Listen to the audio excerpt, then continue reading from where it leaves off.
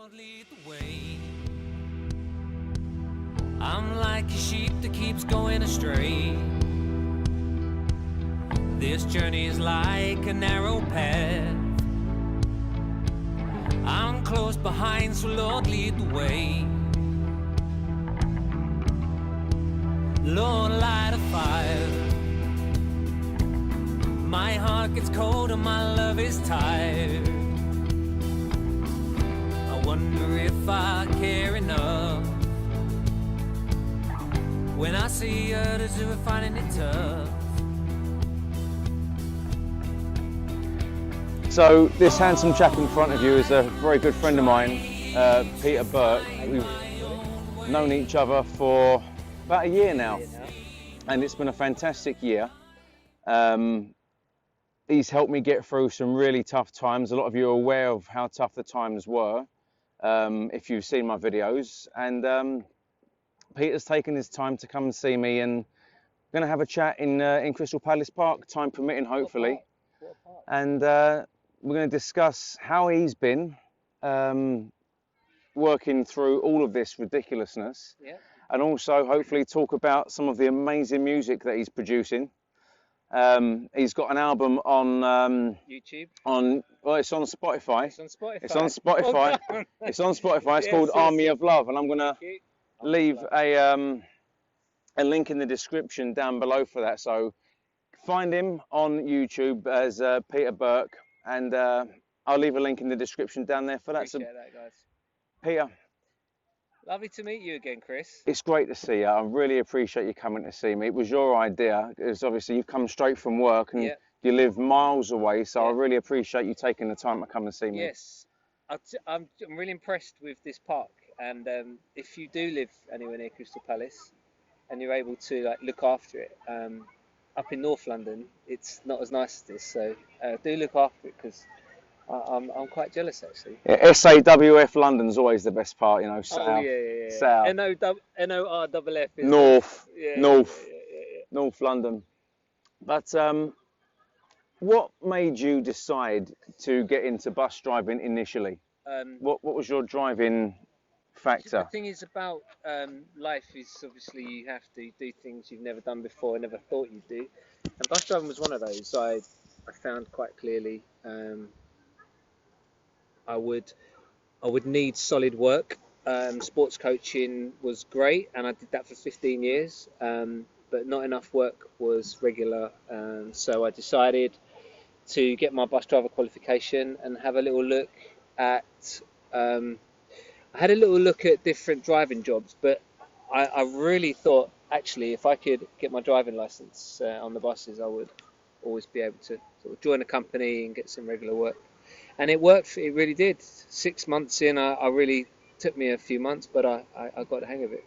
It's one of those love-hate, it's like Marmite really, isn't it? Bus driving. You either love the job or you hate the job. I don't think there's that kind of happy middle ground. Yeah. You know, I mean, even in a job that you love, I mean, I love bus driving, but it has its ups and downs. You know, what's been some of the more challenging aspects of it as a driver? The challenging stuff is you just fatigue and energy, and also staying positive, and which I think I'm able to do, but I just got to remind myself to make sure I've got my eyes on what's going for me in life, and just maintain a professional aspect in dark days and difficult days, and I've had both. So there's been some incredible people I've got to know in the bus industry. There are many really, really good characters who've made me just centered and focused, and encouraged me to go for my job and my career and in the best way I can. And I've always had people to keep me focused, and during those challenges. But there's been some great people like yourself. The last year I've found what you've overcome has moved me, and it moved my life, because I have never thought someone that young that I would know of and got to know would suffer with any kind of cancer, and it helped me to check myself as well physically. So I need to thank you for that. Well, the thing is, I always said from day one, when I got my diagnosis, that I would try and do my best to document it, which I tried. And I also said that if I could get just one person, just one, to go and get checked, and if I could help just one person, even if it's nothing, one of many. then for me, that's a win. Because if I can help someone just go and get a test, then potentially you could have saved someone's life. Yeah. You know, so I've got to look at the bigger picture when it came to that, because obviously I'm one of millions of people that suffer or have suffered with cancer. Yeah. And as bad as it sounds, Pete, the cancer I had was one of the quote unquote good ones, because it was very treatable and very curable. There's a lot of people out there, unfortunately, which ain't as lucky as me. Yeah. And all I can say is my heart, and try and put as much of my energy into wishing them and trying to make sure they get as lucky as I did in recovering and going into remission. Yeah. So and you helped me get through that, to be fair, because I think meeting you at the time we did was pretty amazing, because I wouldn't have thought, you know, I'm the best driver in the world, but I managed to meet up with you during an activity we were sent to test out some driving skills, and it just dawned on me, like, you know, there's far better drivers, but what I realised is meeting yourself, there's passionate people in a job about people, and if that can be encouraged, then whatever we do in life, we must use those experiences to encourage others and make sure that whoever's struggling in their marathon, which life is, and I've done physical marathons, and sometimes the things we learn or adapt to in life is like going through a marathon, and in those difficult miles you need someone to pace along with and just get through those difficult times. And seeing you do that, just thought, wow, it's someone I to just do that. have your back, you know. If you're struggling and there's someone's running in front of you, for example, as an analogy, and you see someone stumble and fall, just pick them up and run with them, you know, help them with that bit, give them a little bit of, share their burden. Absolutely. You know, which I think was a fantastic thing for you to try and do when you helped me. You came to see me, you gave me a lot to think about. And I mean, to be honest with you, a lot of people know that I've never been the most religious of people. No. However, when you came to see me, after you left, I sat for an hour and I cried. Yeah, oh wow. I sat for an hour and I cried because it was the level of kindness that you showed me, Pete. Yeah, thank you. And I want to go again. Come on. No, keep it together, keep it together. And I'd never thought that sitting with someone and having a prayer, I'd never done that before, and it struck a chord with me. Oh wow. And I've never gone looking for religion. No. I've never gone in search of Christ. No. But I felt a warmth that day, and it stuck with me. And it got to a point where even if I don't believe, what's the harm in believing? Because you've got nothing to lose really by believing. So you've kind of moved me to a 50-50 kind of position when it comes to what's out there. Because obviously I'm a man who believes in science, but when I felt that, when you came to see me, it did kind of, it resonated, and it still kind of is. I've had people come out of their way for me, so I've seen it both sides. And there's a local, in Denmark Hill, there's a museum that is dedicated to William Booth, who started the Salvation Army. Yeah. Now, him and his wife Catherine spent in the 1850s onwards setting up food banks back then for anyone poor in South London.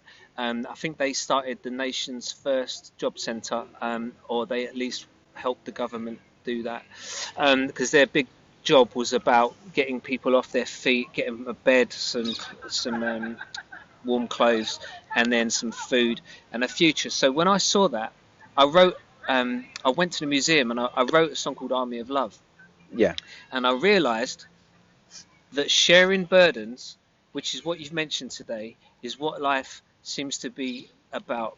And it isn't necessarily me being successful, it's us getting through life together. So I wrote a line called, go on.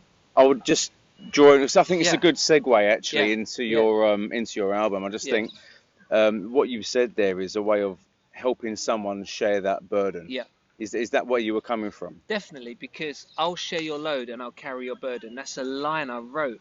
And answers to prayer or answers to needs or whatever it is could be that a community gets stronger, that friendships build. That could be the answer to a problem. It might not be a physical healing of some kind, but somehow nature is enriched. People are encouraged. That's more of an answer to a prayer, and to see good come out of every situation is wonderful. And I think I saw that through my own situations in life. I've been divorced. I've had difficulties trying to see my child as much as I'd like, and others are in worse situations than me, and I've had to build a career again after having worked sort of really disintegrated. You've had to work really hard in some quite challenging situations. Yep. Would you say that the music that you've made, Yep. and it is great music, by the way. I was listening to it today a couple of times. Thank you. And I've shared it on social media quite a lot. Thank you. Really You're very appreciate welcome. Would you say that if you'd heard that music written by someone else, Yeah. would it have put you in a better mindset? I mean, it's like listening to it through someone else's ears. Okay. You know, would you say it would? Because I listen to that music and I think it's a message of hope. Yeah. The whole album for me is an album of hope. Would you relate to that? Yeah. There's things from the beginning that I wanted to be honest about in the lyrics. Is that we all fall away at times. We don't always stay on the path. We need help at times. And then going through to towards the end, sometimes we're on our knees with nothing but a prayer. Sometimes we need inspiration, and we find it around us. There's lyrics I use that I find, wow, like, yes, if I didn't write it, I think I'd learn how to appreciate things. 3 years ago, when I got this job, bus driving, I learned how to appreciate things so much because it was a steady job in a time when I didn't have any steady work. So I learned to appreciate it, and I think that changed my outlook in the fact that I was getting steady money. I wasn't worried about, this I'll get work for this year. Next year I wasn't going to get any work, which is what I'd been doing for like 15 years. So getting the bus job just gave me such an appreciation that my lyrics started to come for songs, and I thought, you know what, while I'm sitting here driving, I'm actually getting a lot of sort of ideas and stuff for my own music again. And that's when I went back into songwriting and ended up writing a whole load of lyrics down while the handbrake was on, don't worry. You see, the thing is, a lot of bus drivers do watch this channel, and others like Double Decker Anton, for example. So Anton, if you're watching this video, I snagged him first and he's a friend of mine. No poaching. I think other people who are interested in getting into the industry, I think that you've hit the nail on the head, because bus driving is, if you give it time, because it is stability. Because not only is it a weekly wage for a majority of companies in London anyway, the pay does go up. It gets to a point where you drive every day, your driving gets better, and it improves and it improves and it improves.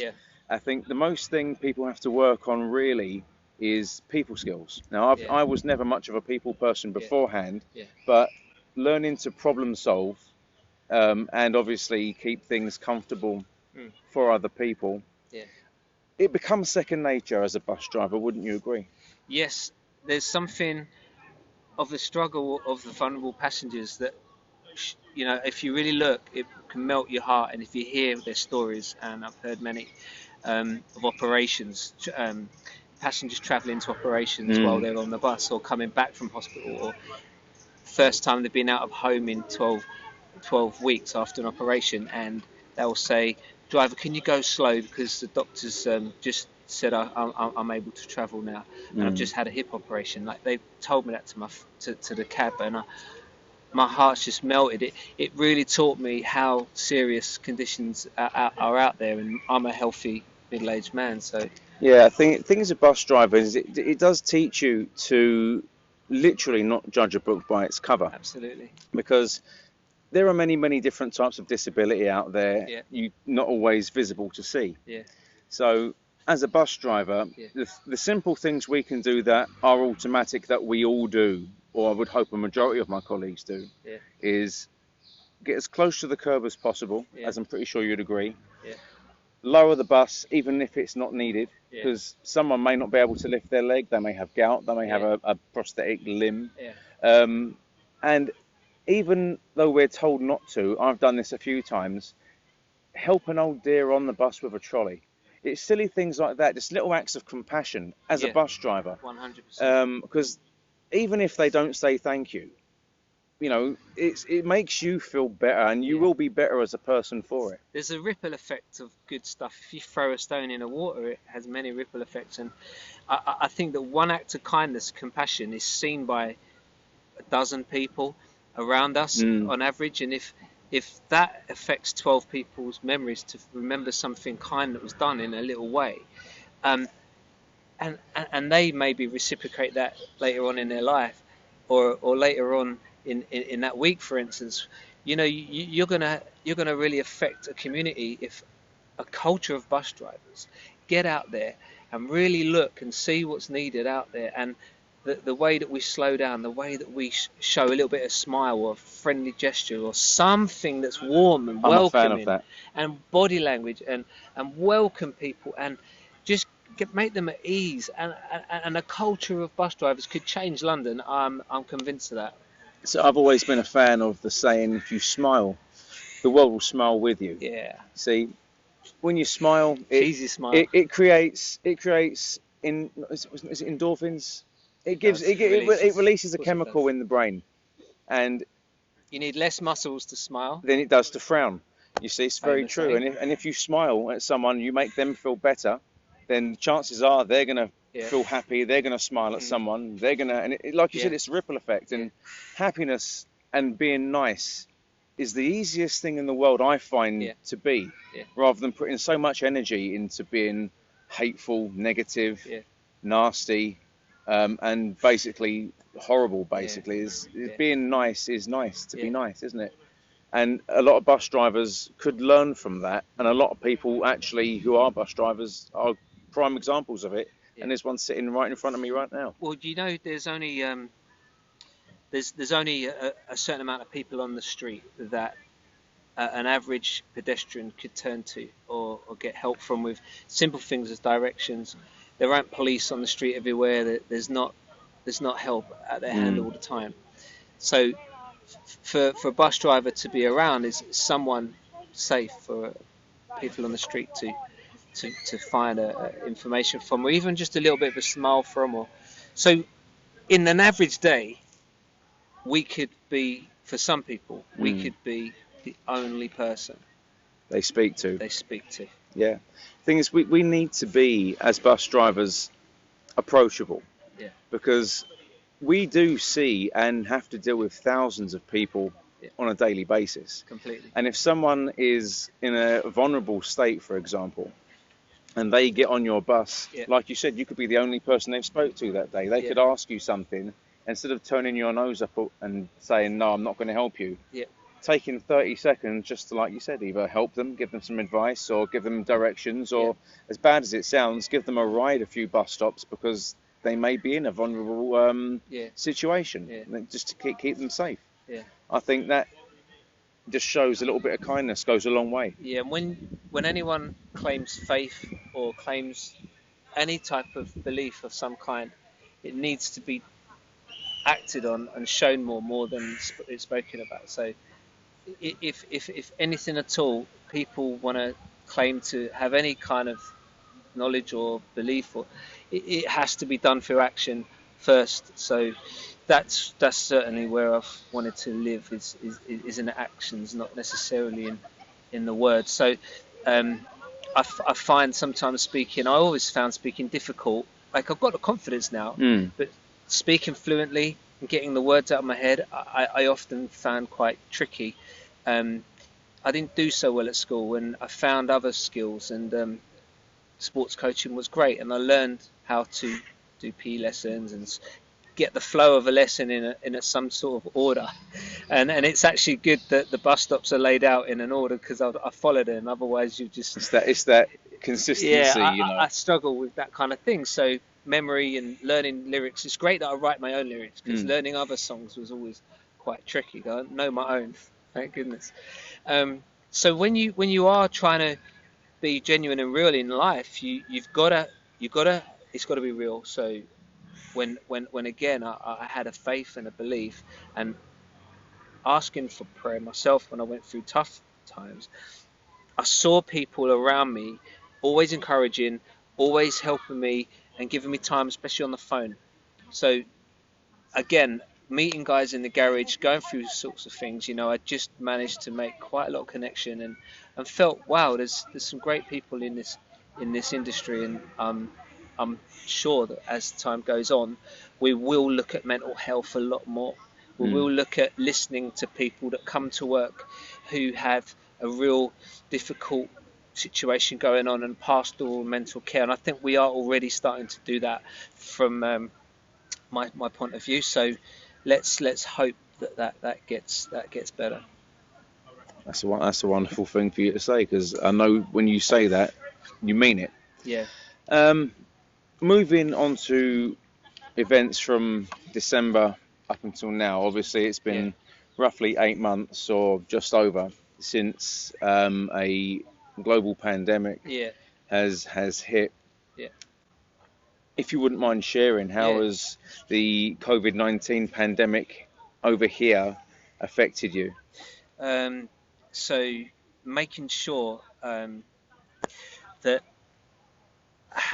the balance between spending time with family and having space to yourself, I think for a lot of people was quite tricky, because people are now spending all the time with family and discovering that actually, when you're running around doing a job that you're always on the go with, and having to stay at home a little bit more with it, there was kind of a challenge there. But I feel my life is getting straightened out personally, and I won't go into that today, but I really feel the balance of life for myself has been so much better, because I learned to appreciate sitting still.